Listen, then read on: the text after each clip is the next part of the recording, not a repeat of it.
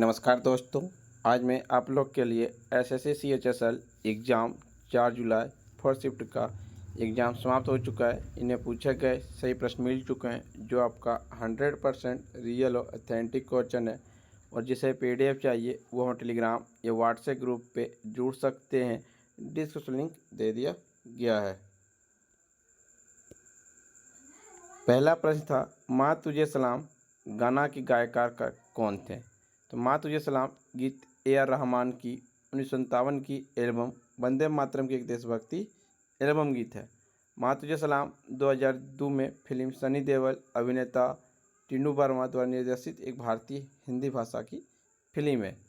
Film में सनी देओल, तब्बू और अरबाज खान है। यह फिल्म 25 जनवरी 2002 को रिलीज हुई थी। माँ तुझे सलाम 2018 फिल्म यह एक भारतीय भोजपुरी भाषा की फिल्म भी बनी है। ये गाना दिया गया। अनुच्छेद 142 में क्या है? तो संविधान का अनुच्छेद 142 सर्वोच्च न्यायालय को उसके समक्ष किसी भी मामले में पूर्ण न्याय करने के लिए आवश्यक कोई भी आदेश या निर्णय पारित करने का अधिकार देता है। संविधान का अनुच्छेद 143 राष्ट्रपति को सार्वजनिक महत्व के कानून तथा किसी भी प्रश्न पर सर्वोच्च न्यायालय की राय लेने की अनुमति देता है। संविधान का अनुच्छेद 144 में कहा गया कि न्यायपालिका सहित भारत में सही प्राधिकरण को सर्वोच्च न्यायालय की सहायता में कार्य करना चाहिए। अनुच्छेद 121 राष्ट्रपति के संबोधन प्रस्तुत करने के प्रस्ताव के अलावा उच्चतम न्यायालय या उच्च न्यायालय के किसी भी न्यायाधीश के आचरण के संबंध में कोई चर्चा नहीं किया जाएगा। अनुच्छेद 110 भारत के मुख्य न्यायाधीश द्वारा राष्ट्रपति की सहमति और संबंधित उच्च न्यायालय के मुख्य न्यायाधीश के साथ परामर्श करने के बाद से सर्वोच्च न्यायालय में तदर्थ न्यायाधीश की नियुक्ति करना। अनुच्छेद 134 आपराधिक मामलों के संबंध में सर्वोच्च न्यायालय को अपील संबंधित क्षेत्राधिकार है। ब्रज उत्सव किस राज्य का त्यौहार है? ब्रज उत्सव राजस्थान का त्यौहार है। ब्रज या ब्रिज महोत्सव के अवसर पर राजस्थान के भरतपुर जिले में फरवरी के महीने में ब्रिज मेले का आयोजन किया जाता है। राजस्थान में होली के त्यौहार में कुछ दिन पहले ब्रिज महोत्सव मनाया जाता है। होली की तरह ही यह भी रंगों से भरा त्यौहार है। यह भगवान कृष्ण और उनकी प्यारी राधा की प्रेम कहानी को समर्पित है। मेले में लोग रंग बिरंगे कपड़े पहनकर इकट्ठा होते हैं और मुख्य रूप से रासलीला का लोक नृत्य करते हैं और भक्ति संगीत बजाते हैं। गणगौर उत्सव चैत्र के महीने में देवी गौरी या पार्वती के सम्मान में मनाया जाता है। अब गणगौर उत्सव अब का राजस्थान में मनाया जाता है। थॉमस कप किस खेल से संबंधित है? थॉमस कप आपका बैडमिंटन खेल से संबंधित है। हॉकी से संबंधित है सुल्तान अल-जहां Shah cup, Aga Khan cup. Football संबंधित है Colombo cup, Merdeka cup, Durand cup. Basketball संबंधित है William cup, Bangalore bulls challenge cup. Badminton से Thomas cup, Agarwal cup, Chadda cup, Diwan cup. Cricket है ashes series, Reliance cup, Rothmans trophy, CK Naidu trophy, Ranji trophy, Duleep trophy, ये सभी cricket संबंधित। Golf से संबंधित है राइडर कप, पुरुष सुलमैन कप, महिला वाकर कप। वॉलीबॉल से संबंधित है Shatabdi cup, federation cup, Indira Pradhan trophy, Sivanthi gold cup. Polo से Ezra cup, Newport cup, Westchester cup, King's cup. एकता संविधान में नागरिकता के किस भाग में है? तो संविधान में नागरिकता भाग 2 में है। भाग 2 में अनुच्छेद 5 से 11 तक शामिल किया गया। नागरिकता किस देश के संविधान से लिया गया? तो ब्रिटेन देश के संविधान से लिया गया है। अनुच्छेद 5 में कहता है संविधान के प्रारंभ में नागरिकता शामिल है, मतलब जन्म से ही नागरिकता शामिल है। अनुच्छेद 6 में है कुछ ऐसे व्यक्ति की नागरिकता के अधिकार शामिल जो पाकिस्तान से भारत आए थे 19 जुलाई 1948 के पहले। अनुच्छेद 8 में भारत के बाहर रहने वाले भारतीय मूल के कुछ व्यक्तियों को नागरिकता का अधिकार है। अनुच्छेद 9 कहता है कि अदर विदेश की नागरिकता लेने पर भारत की नागरिकता समाप्त हो जाएगी। अनुच्छेद 10 कहता है कि देश विरोधी कार्य करने पर भारत की नागरिकता रद्द हो सकती है। 2011 के जनगणना के अनुसार भारत की वार्षिक जनसंख्या वृद्धि दर कितनी है? तो 1.64% है। 2011 की जनगणना के अनुसार भारत की वार्षिक जनसंख्या दर 1.64% है। समय के दो बिंदुओं के बीच एक क्षेत्र विशेष में रहने वाली जनसंख्या में परिवर्तन की जनसंख्या को वृद्धि दर कहा जाता है। इसकी दर प्रतिशत में व्यक्त की जाती है। जनगणना पहली बार 1872 में ब्रिटिश वायसराय लॉर्ड मेयो के तहत शुरू की गई थी। इसने समुदाय में सुधार के क्षेत्रों को उत्थान के लिए नई नीति सरकारी कार्यक्रम को तैयार करने में मदद की है। भारत में पहली बार समकालीन जनगणना 1881 में हुआ था, लॉर्ड रिपन के कार्यकाल में। 1921 से यह हर दशक के बाद हो रहा है, दशक बोलते 10 सालों में। 2011 की जनगणना 15वीं जनगणना और स्वतंत्र भारत की 7वीं जनगणना है। 2011 की जनगणना का नारा है हमारा जनगणना हमारा भविष्य। 2011 की जनगणना के अनुसार 2001 की जनगणना की तुलना में भारत में 10 लाख से अधिक जनसंख्या वाले नगरों की संख्या 35 से बढ़कर 53 हो गई है। भारत में 15वीं जनगणना 2011 में आयोजित की गई थी। भारत में कुल जनसंख्या 121 करोड़ है। लिंगानुपात 1000 पुरुषों पर 943 महिला है। घनत्व 382 व्यक्ति पर किलोमीटर है। शिशु मृत्यु दर 2006 में प्रति 1000 जीवित जन्मों पर 57 मृत्यु दर था। मृत्यु दर 407 मृत्यु दर प्रति लाख में होता था। देश की साक्षरता दर 74.04%। उच्चतम साक्षरता दर केरल 94%। सबसे कम साक्षरता दर बिहार का 61.8%।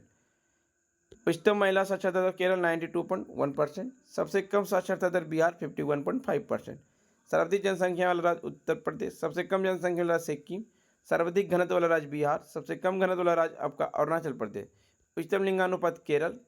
सबसे कम लिंगानुपात हरियाणा। सर्वाधिक लिंगानुपात वाला केंद्र शासित प्रदेश पांडिचेरी।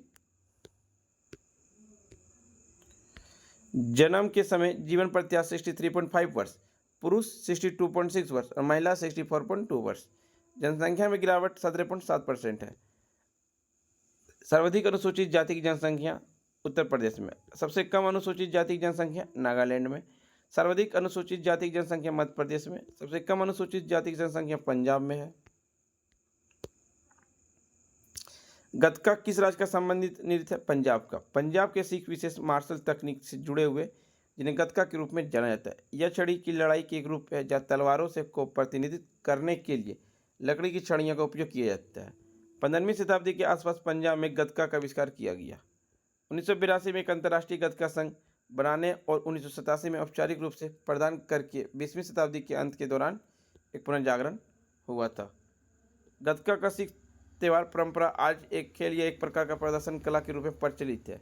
गतका की छड़ी आमतौर पर 91 से 107 सेंटीमीटर लंबी और 13 मिलीमीटर मोटी होती है। एक पूछा था औरंगाबाद के कैलाश मंदिर का निर्माण किसने करवाया? राष्ट्रकूट शासक के प्रथम ने करवाया था। कैलाश मंदिर, जिसे कैलाश मंदिर भी कहा जाता है, महाराष्ट्र के एलोरा में स्थित एक प्रसिद्ध मंदिर है। इसका निर्माण का श्रेय आमतौर पर 8वीं शताब्दी के राष्ट्रकूट वंश के राजा कृष्ण प्रथम को 756-773 को दिया जाता है। यह द्रविड़ सत्यापत शैली में एक हिंदू मंदिर है। यह भगवान को शिव को समर्पित है और अपने ऐतिहासिक महत्व के लिए जाना जाता है। पहली राष्ट्रीय तीरंदाजी चैंपियनशिप कहाँ हुई थी? तो तीरंदाजी पहली बार नई दिल्ली 1973 में आयोजित किया गया था। तीरंदाजी किस देश का राष्ट्रीय खेल है? तो भूटान का राष्ट्रीय खेल है। इसे 1971 में राष्ट्रीय खेल घोषित किया था भूटान ने। भूटान के संस्थापक झाब्द्रुंग नंगवांग नामग्याल है। पद्मश्री अवार्ड 2023 में मणिपुर में किसे मिला? तो मणिपुर के मार्शल आर्ट थांग ता के प्रसिद्ध गुरु श्री काकचिन ताम्बम सानाथोइबा व शर्मा को माननीय राष्ट्रपति श्रीमती द्रौपदी मुर्मू द्वारा खेल श्रेणी में प्रतिष्ठित पद्मश्री पुरस्कार 2023 में सम्मानित की गई थी।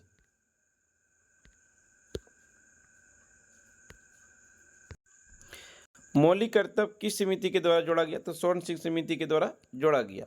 कब? 42वां संविधान संशोधन 1976 में जोड़ा गया था 10 मौलिक कर्तव्य को।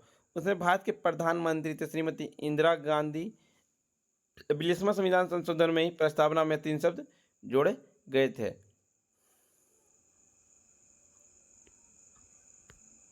42वां संविधान संशोधन को आपका लघु का संविधान भी कहा जाता है। अब 42वां संविधान संशोधन में मौलिक कर्तव्य का अनुच्छेद 51A भाग 4A और रूस देश से लिया गया था मौलिक कर्तव्य को। 11 मौलिक कर्तव्य संविधान का पालन करें और राष्ट्रीय ध्वज और राष्ट्रीय गान का सम्मान करें। स्वतंत्रता संग्राम के आदर्शों का पालन करें। भारत की संप्रभुता और अखंडता की रक्षा करें।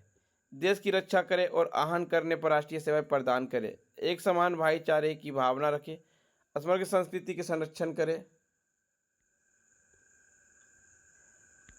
प्राकृतिक पर्यावरण का संरक्षण करें, वैज्ञानिक स्वभाव विकसित करें, सार्वजनिक संपत्ति की सुरक्षा करें, उत्कृष्टता के लिए प्रयास करें। सभी माता पिता अभिभावक को अपने बच्चे को 6 से 14 वर्ष की आयु के बच्चे को स्कूल भेजना अनिवार्य है। इसमें इसे 86वां संविधान संशोधन 2002 में जोड़ा गया था और यह आपका 11वां मौलिक कर्तव्य है। किसके जन्म दिवस पर अंतर्राष्ट्रीय अहिंसा दिवस के रूप में मनाया जाता है? तो महात्मा गांधी। संयुक्त राष्ट्र का अंतर्राष्ट्रीय अहिंसा दिवस हर साल 2 अक्टूबर को महात्मा गांधी की जयंती के रूप में मनाया जाता है। संयुक्त राष्ट्र महासभा ने 15 जून 2007 को 2 अक्टूबर को इस दिन के रूप में मनाने के लिए प्रस्ताव का मंजूरी दी थी। राजेंद्र प्रसाद भारत के सबसे लंबे समय तक सेवा करने वाले पहले राष्ट्रपति 1950 से 1962 तक थे। राजेंद्र प्रसाद 24 जनवरी 1950 को भारत के पहले राष्ट्रपति के रूप में चुने गए थे। सुभाष चंद्र बोस का जन्म 23 जनवरी 1897 में उड़ीसा के कटक में हुआ था। भारत के महानतम स्वतंत्रता सेनानियों में से एक जिन्होंने नेताजी के नाम से जाना जाता है। सुभाष चंद्र बोस 1938 में हरिपुरा अधिवेशन, 1939 में त्रिपुरा अधिवेशन में कांग्रेस के राष्ट्रपति के 2 बार चुने गए थे। इसके बाद सुभाष चंद्र बोस ने 22 जून 1939 को अखिल भारतीय फॉरवर्ड ब्लॉक की स्थापना की है। माना जाता है कि सुभाष चंद्र बोस की मृत्यु 18 अगस्त 1945 को ताइवान के एक विमान दुर्घटना से 3 डिग्री जलने से हुई थी। जवाहरलाल नेहरू भारत के पहले प्रधानमंत्री थे। वो प्रधानमंत्री जिनका कार्यकाल सबसे लंबा कार्यकाल रहा है। उन्होंने 15 अगस्त 1943 से 1964 तक भारत के प्रधानमंत्री के रूप में कार्य किया था। वो भारतीय संविधान की प्रस्तावना का वास्तुकार है। वह 1962 में भारत चीन युद्ध के दौरान भारत के प्रधानमंत्री थे। उन्होंने भारत की योजना आयोग के पहले अध्यक्ष के रूप में कार्य भी किया है। 1955 में उन्हें भारत से सम्मानित किया गया था।